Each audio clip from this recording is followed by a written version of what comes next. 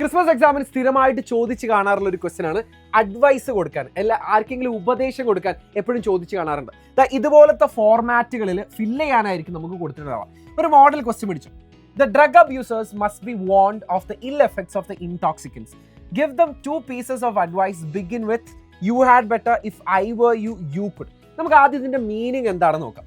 You had better എന്ന് വെച്ചാൽ എന്താ പറയുക, നിനക്ക് ഇങ്ങനെ ചെയ്യുന്നതായിരിക്കും നല്ലത് എന്നുള്ളതാണ്. ഇവിടെ ആകെ നിങ്ങൾ ശ്രദ്ധിക്കേണ്ടതെന്ന് വെച്ചാൽ ഈ ഹാഡ് ബെറ്റർ കഴിഞ്ഞതിന് ശേഷം നമ്മൾ വെർബിന്റെ ഫസ്റ്റ് ഫോമുള്ള ഏതെങ്കിലും ഒരു വെർബാണ് കൊടുക്കേണ്ടത്. എന്ന് വെച്ചാൽ ഇപ്പോൾ നമുക്ക് വേണമെന്നുണ്ടെങ്കിൽ പറയാം, നിനക്ക് ഇത് നിർത്തുന്നതായിരിക്കും നല്ലതെന്ന് പറയണമെങ്കിൽ അല്ലേ, യു ഹാഡ് ബെറ്റർ സ്റ്റോപ്പ്.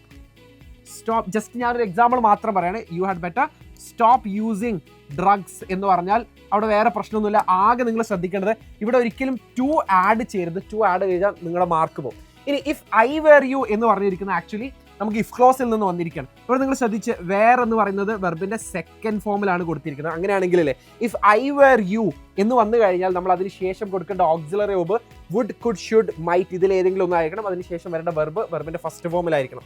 അങ്ങനെയാണെങ്കിൽ ഇഫ് ഐ വെർ യു, നിന്റെ സ്ഥാനത്ത് ഞാനായിരുന്നെങ്കിൽ നമുക്ക് കൊടുക്കാം, ഞാൻ ഇത് ഒരിക്കലും യൂസ് ചെയ്യില്ല എന്ന് പറയാം. I would